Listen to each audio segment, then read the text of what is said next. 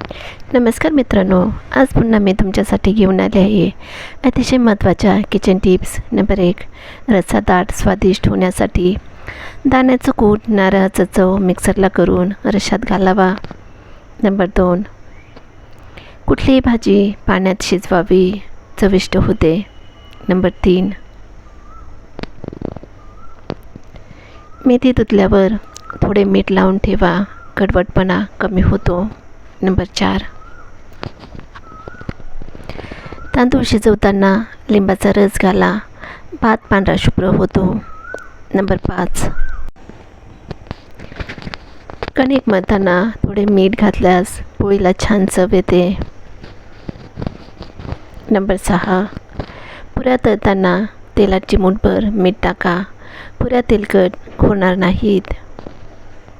Number 7, भात करपल्यास त्यावर bread ठेवा, करपलेला वास निघून जाईल.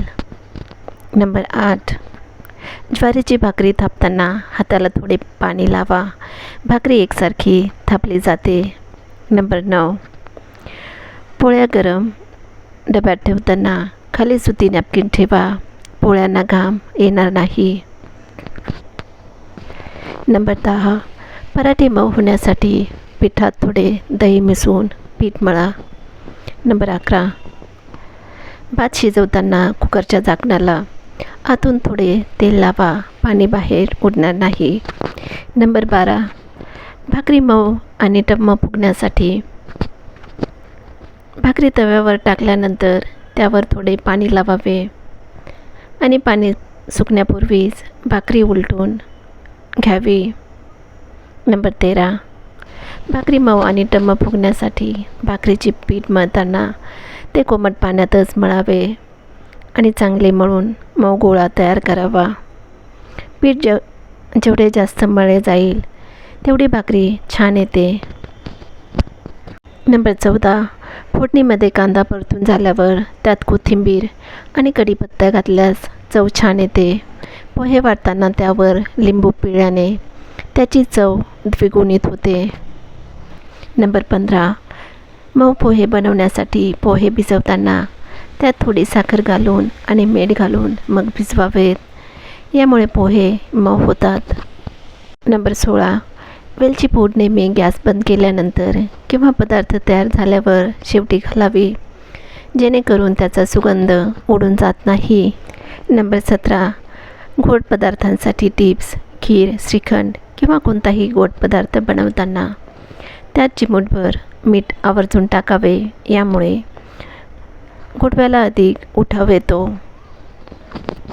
नंबर 18, डाळी भाजणे.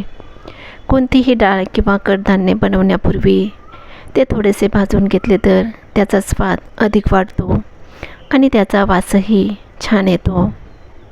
नंबर 19, रस्सा भाजीसाठी टिप्स. गरम मसाला आणि कोथिंबीर नेहमी भाजी शिजत आल्यावर सर्वात शेवटी वरून टाकावी, यामुळे मसाल्याचा सुगंध टिकून राहतो. नंबर 20, कोणताही रस्सा भाजीमध्ये थोडासा गुळाचा खडा घातल्यास चवीत समतोल राखला जातो आणि भाजी अधिक चविष्ट लागते. नंबर 21, फोडणी बनवण्यासाठी टिप्स. फोडणीत जिरे मोहरी तडतडल्यानंतर कढीपत्ता आणि कोथिंबीर शेवटी घालावी, जेणेकरून त्याचा हिरवा रंग आणि स्वाद टिकून राहतो. नंबर 22, बटाट्याची भाजी.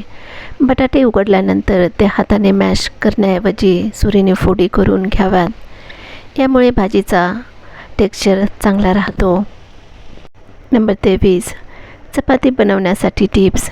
चपाती भाजताना ती फार जोरात दाबून भाजण्याऐवजी हलक्या हाताने भाजावी, यामुळे ती दिवसभर मऊ राहते. नंबर 24, मऊ चपातीसाठी टिप्स. चपाती लाटताना त्यावर तेल लावल्यावर ते कडेपर्यंत व्यवस्थित पसरवावे. घडी घालताना पीठ कोरडे न ठेवता तेल लागेल असे असावे. नंबर 25, वरण बनवण्यासाठी टिप्स.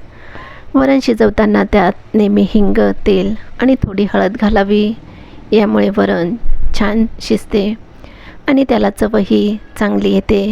नंबर 26, वरण बनवण्यासाठी टिप्स. फोडणी देताना लसूण व्यवस्थित ठेचून घालावा, ज्यामुळे वरणाला खमंग स्वाद येतो.